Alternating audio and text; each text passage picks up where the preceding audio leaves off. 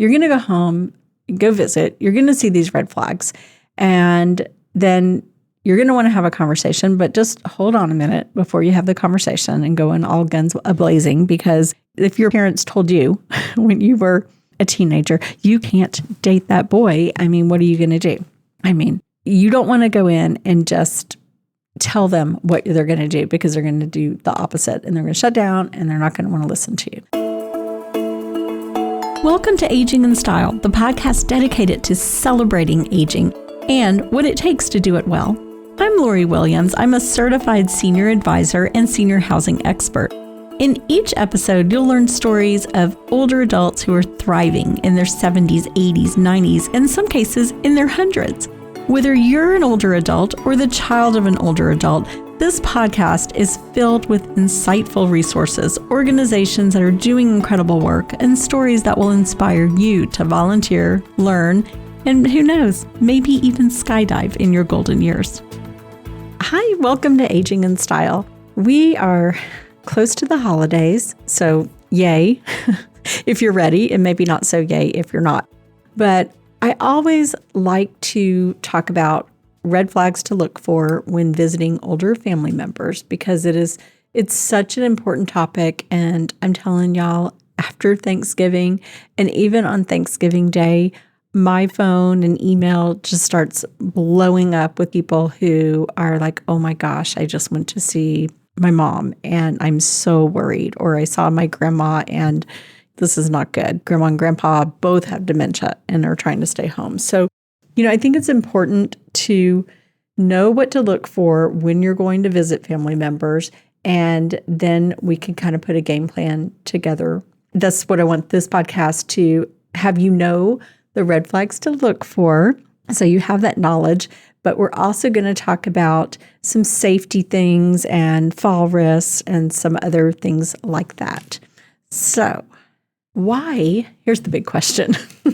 Why don't older family members tell us what's up? Why don't they tell us they're struggling? And there's many very good reasons, very valid reasons for that. One, fear of losing independence. They, a lot of times, may know, this is not ideal.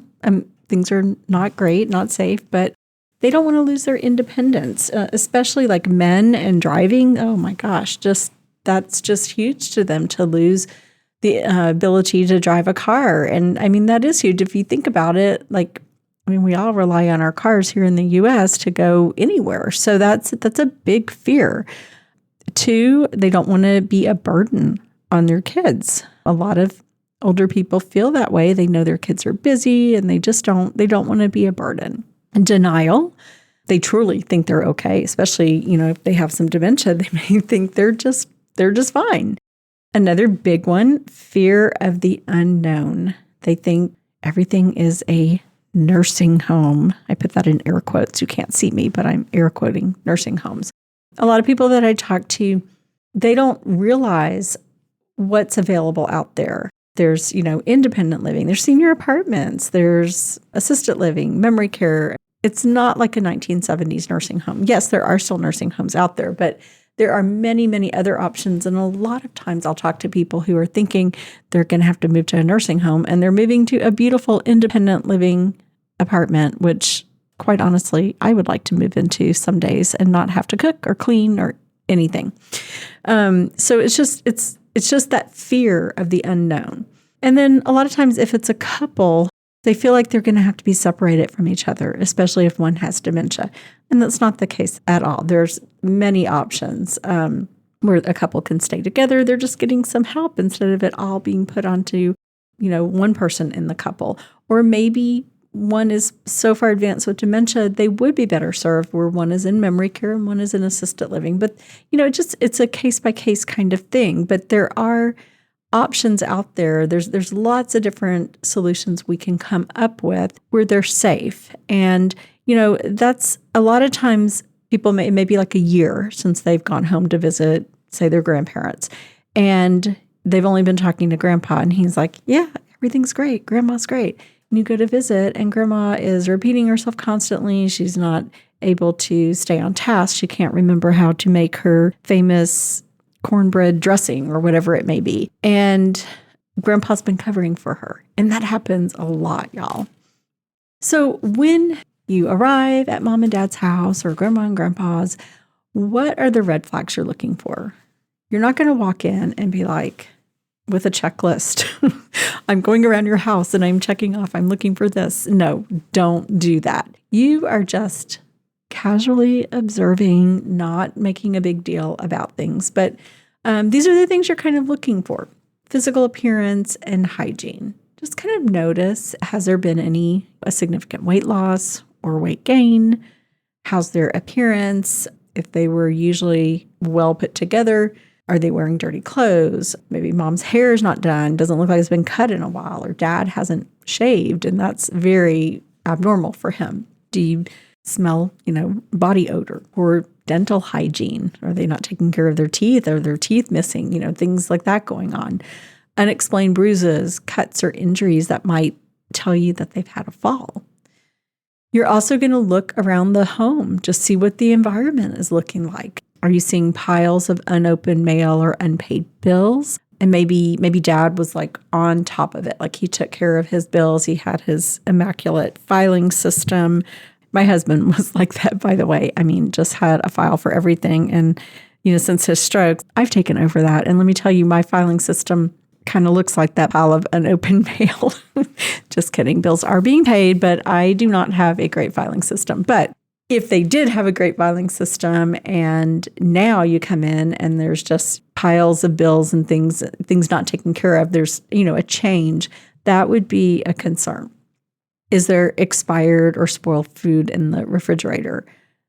Strong odors such as urine that's maybe indicating that there's some hygiene issues or incontinence or not making it to the bathroom.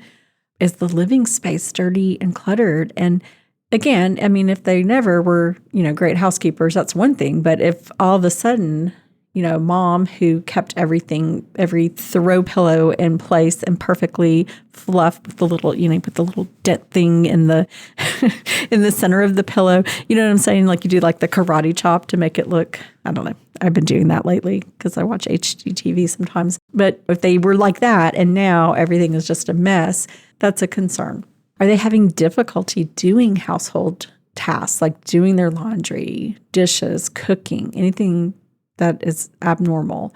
Look around for unsafe conditions like throw rugs, loose, like the carpets come up in some places. If they are having mobility issues and there's no grab bars, we need to take care of that. It's really easy to order grab bars on Amazon and put them in or have someone put them in, as the case may be for me. But it's easy for people who know what they're doing to just put a grab bar in, which is pretty much most people. I think most men can do that for you.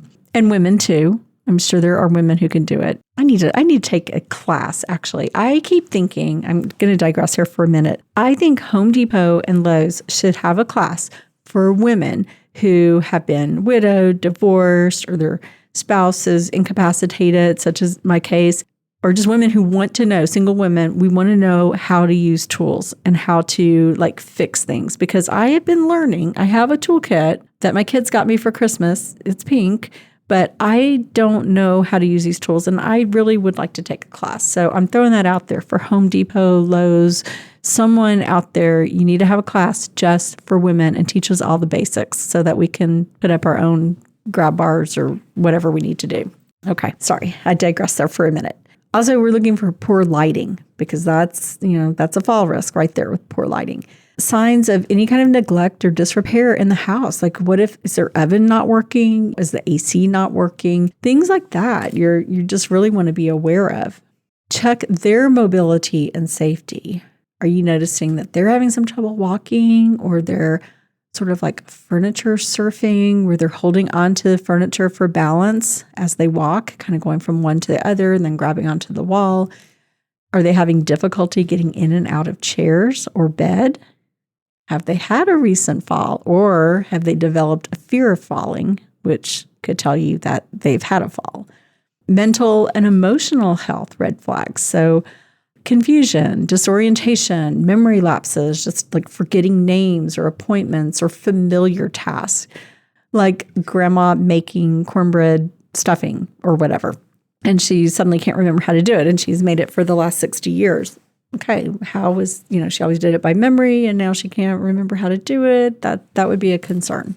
They're having trouble following conversations or repeating the same story over and over and over. Mood swings, increased irritability, kind of like signs of depression, which like if mom was never a depressed kind of person, there's a red flag right there. Withdrawal from social interactions or hobbies that they once did. Yeah, I get this one all the time where people will tell me, my mom always went to her Bible study group. She enjoyed this group of ladies. They were always together. And now all of a sudden she doesn't want to go. And she's really kind of isolated herself. And that's dementia. So, like she knows she's not remembering things right. So she's like, I don't want to be with these people because they're noticing or I'm afraid they're going to notice. So they just start withdrawing. Health and medication. So missed doctor's appointments or not following medical advice. Trouble managing their medications, like missing doses, taking the wrong pills, taking too many of something. Any signs of an untreated or worsening condition, like a chronic cough, or if they're having dizziness or blood pressure out of control, those types of things. I mean, you need to get on that right away. Socialization and isolation. Decreased participation in family events, social gatherings, or community activities. Maybe dad always went golfing with his friends. No longer, he's like, no, not doing those things.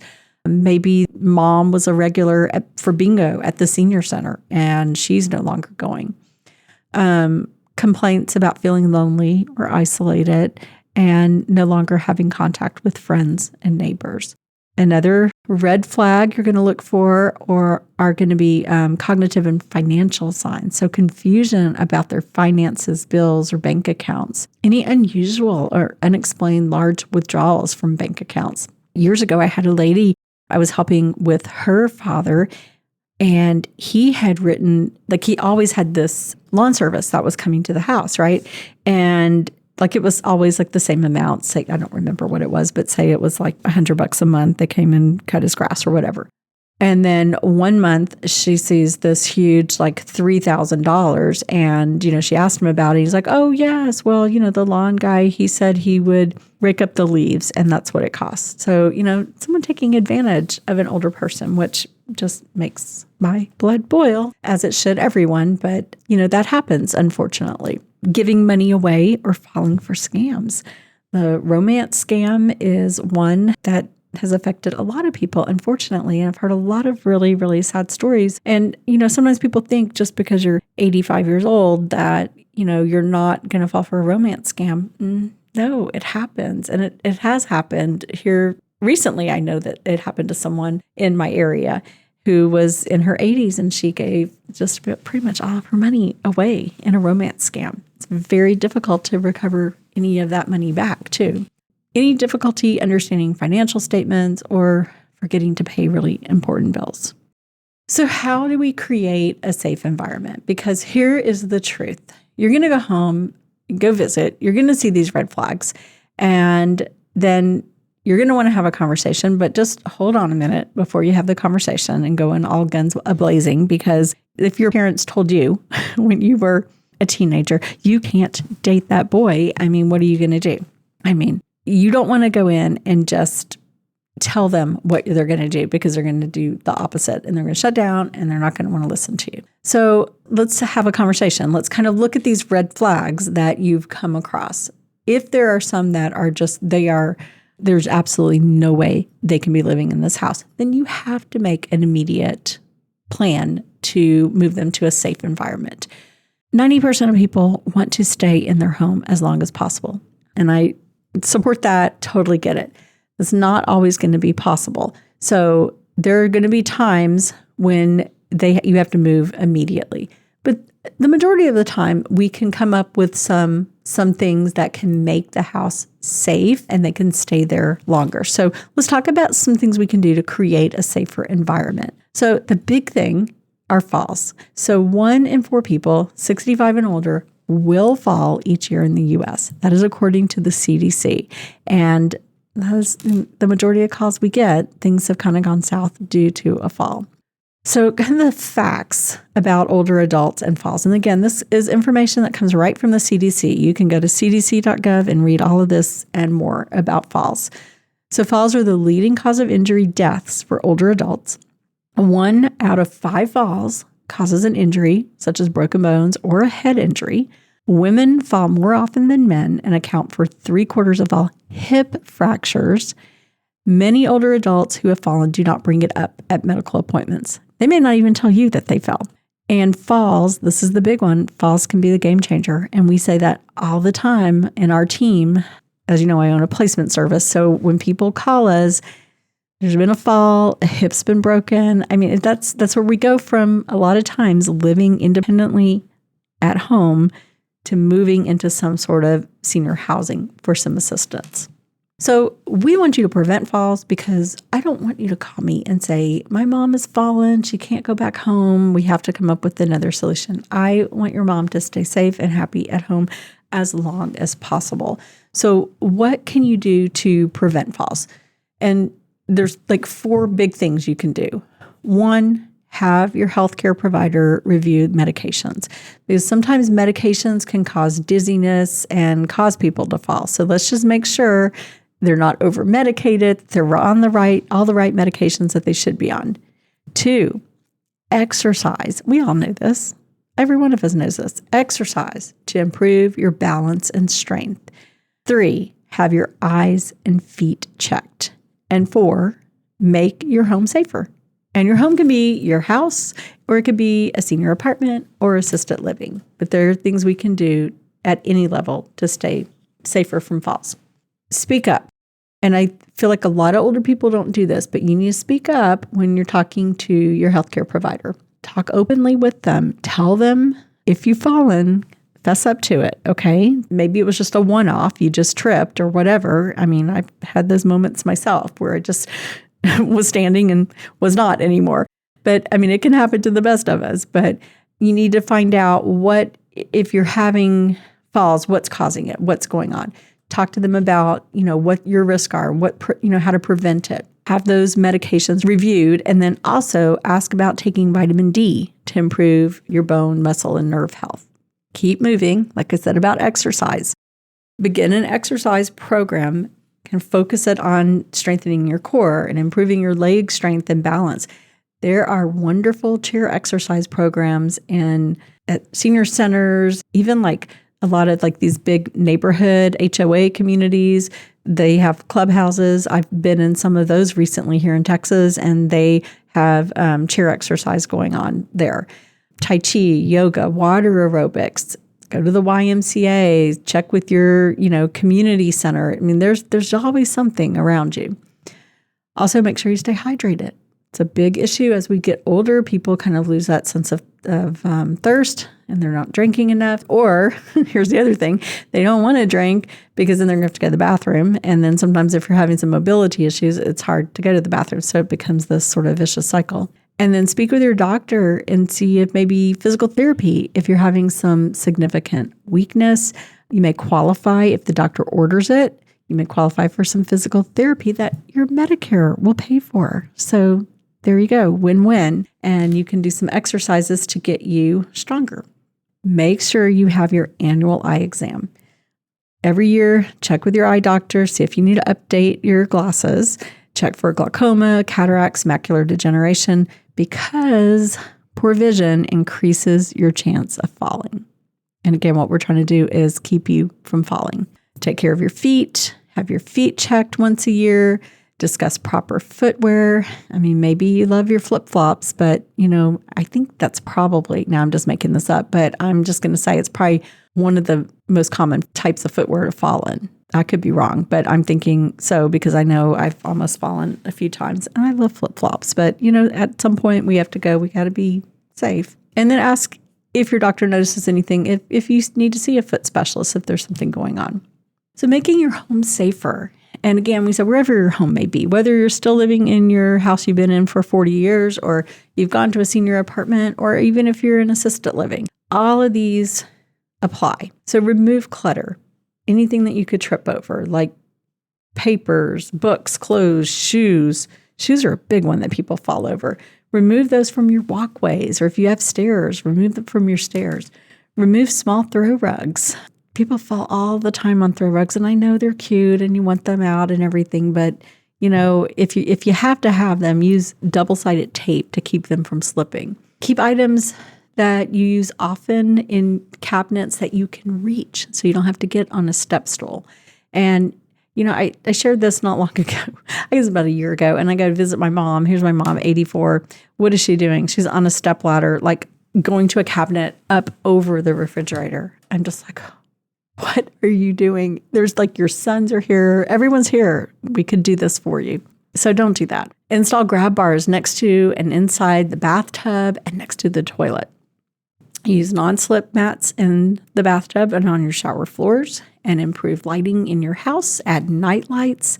And I've read that blue lights are a good one to use. Wear well-fitting shoes with good support inside and outside the house. So probably not this flip-flops. Here's one.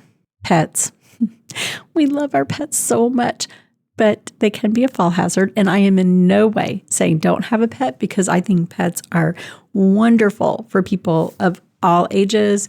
I think to have that companionship, I think it actually keeps people active more and socializing more to have a pet. But we do need to pay attention to our pet. And I'm going to tell you 2 stories that happened to my family. So, 1, have a nightlight. We talked about that before, but have a nightlight in your bathroom, because your dog may start off sleeping in your bed with you or on the floor, and they may get hot and go sleep on the tile in your bathroom. And if you don't have a nightlight, you might not realize they have moved in there. And so several years ago, my husband, and I shouldn't laugh because it wasn't funny, my husband got up in the night to go to the bathroom, and our golden retriever that we had at that time, he had gone and laid on the floor on the tile. And so Mark had no idea he was in there, and he fell over the dog. Thankfully, the dog wasn't hurt, but Mark thought he broke his nose. And so, I hear this huge commotion and a lot of bad words. And so I wake up, I'm like, oh my gosh, what happened? And he could have really, really, really been injured. So I am very careful now. I always leave a light on. And when I go into the bathroom, if I wake up in the night, because we have a golden retriever now, Sadie, and I'm always cautious because she does that too. She'll start off sleeping with us, and then she'll go in the bathroom because she likes to lay on the cool tile. And I'm always conscious of that and making sure that I don't fall on her. Also, don't move quickly unless you know where they are. And my dog, she's 87 pounds. She's on a diet. I'll say a little prayer for her. Poor Sadie. She has to go on a diet because she has a little issue with her back because she was being a spaz running around. But anyhow, it's another story. But she is in stealth mode sometimes. I was working on this presentation and had no idea she had come in my office. And I stood up and I didn't look down until the last minute when I almost fell over her. So, they can be quiet. A big dog like that, I didn't even hear her come in. And then also, I was cooking one night, turned around real quick to take something from the stove, and she was right behind me. And I have no idea how I did not fall or drop the pot of hot food on top of her and me, but I didn't. So I got lucky there. But just be careful. Don't move quickly. Know where your dog or cat or whatever your animal is. Because again, I'm in no way saying don't have pets, because I think everyone needs pets. I love dogs and cats. All right, bathroom safety tips. So the number one place for falls to happen at home is when you're stepping out of the shower. So, because it's wet, we don't want to fall. God forbid, I don't want to fall and be naked and be injured, and the fire department has to come. So none of that sounds good to me at all. So safety tips: grab bars in the shower and tub. And again, we said by the toilet. If you need a shower stool or, kind of a bath seat, you put that in. There's all kinds of great shower stools, shower chairs out there. Replace the shower head with a handheld shower head so that's if you're having to be seated to shower in a shower chair, you can use that easier. Have multiple bath mats with the non-skid backing. I also put a special shower for my husband because he's in a wheelchair, and I was able to find these adhesive strips on Amazon. And you cannot, and they're like nonstick strips. And I didn't even realize they were perfect. I ordered them and you can't see them at all, but it adds a little bit of texture to keep it from being too slick. So that helps keep it, where he's not going to, keep it non-slip. But you could do a non-slip mat also if it were a tub. And then for the toilet itself, add a toilet riser, add the grab bars next to the toilet. You can even add a bidet. Those are becoming really popular. And there's a whole bunch of different types you can get to. I have not done that yet, but I keep thinking about adding that for Mark. Technology tools and gadgets that will help you stay independent longer. Oh my gosh, you can get lost on Amazon on all the things they have. Okay, so just search gadgets for seniors and you could spend a few days looking through. There's medical alert devices and there's all kinds of different ones. There's like the pendants, like the help I've fallen and I can't get up. Some that look like a Fitbit. My aunt has one of those and she was in a car accident and it actually called from her. I think it connected with her phone and it called and then there was actually a person with her like talking to her through the whole thing till 911 got to her. I thought that was pretty cool. Let's see, medication dispensers. There's some pretty cool ones out there that will actually only dispense the medication at select times and it'll even like text or call you to let you know that they took their medication or they didn't take their medication. It's amazing, the technology that's out there. Mobility devices like canes, walkers, there's, all kinds of different, there's the quad canes, there's whatever, I personally like the quad cane. That's what my husband has because I feel like it's much more secure. And then the walkers, you have the ones with the seats. You can go full Cadillac on your walker with like a cup holder and nice cushy seat and a little thing to put your, I don't know, you can go crazy with them. I've seen all kinds. Alexa is also a great tool. And I've told this story before, so if you've heard it, I'm going to tell it again. But my neighbor, she was 91, and she had Alexa. Her son had put it in her kitchen and had put one in her bedroom. And she had gotten up about 10 o'clock to go have a glass of water in the kitchen, and she fell and she cracked her head. She was bleeding. It was bad. She was on the floor. And she remembered about Alexa, and she just said, Alexa, call Scott, her son. But you can program it however you want. Called her son, and he was there in 5 minutes and was able to get her care. So, there's a lot of great ways that we can use technology to help stay independent and safe longer. Other popular gadgets, and like I said, there's so many on there, but there's the grabber reacher tool. That's a good one. Like if you can't bend over to use that. There's bedside safety handle. There's all kinds of bedside type things to help you get in and out of bed. There's like the long-handled shoehorn to help you put your shoes on. There's button hook, zipper pull. There's these little things to help you put your socks on. Adaptive clothing if you're in a wheelchair or someone has dementia and are pretty far advanced with dementia and they're taking their clothes off all the time. There's adaptive clothing for that as well. So I'm telling you, people have come up with all kinds of really great ideas. Also, there's some specific things to think about for home safety and dementia. So kitchen safety, like making sure that, appliances have an automatic shutoff feature, not having any toxic plants or decorative fruit that they might try to put in their mouths. And this is for people who are a little further advanced with dementia. We also recommend removing like vitamins, prescription drugs, seasonings, things like that you have on your counter or table, store medications and alcohol and matches, those kind of things in a locked cabinet. Of course, same thing, keep walkways and rooms well lit, remove locks on interior doors so they can't lock themselves into a bedroom and you can't get in. There's a whole lot of wonderful tips if you want to learn more, if you have a loved one who has dementia, especially if it's moderate to more advanced dementia. But you can go on the Alzheimer's website, which is alz.org. So we have done several podcasts about safety. So if you would like to go back and listen to some of those other episodes, I would encourage you to do so because we've shared a lot of good information on helping keep the house safe, keep our loved ones safe in their own homes. So check out podcast number 86, which was occupational therapy and improving the quality of a senior's life. Podcast 82, we talked about technology, gadgets, and tools. Podcast 77 was one, a senior proof a home on a weekend. 56 was the importance of maintaining exercise, health, and vitality as we age. And episode 20 was a conversation about fall prevention.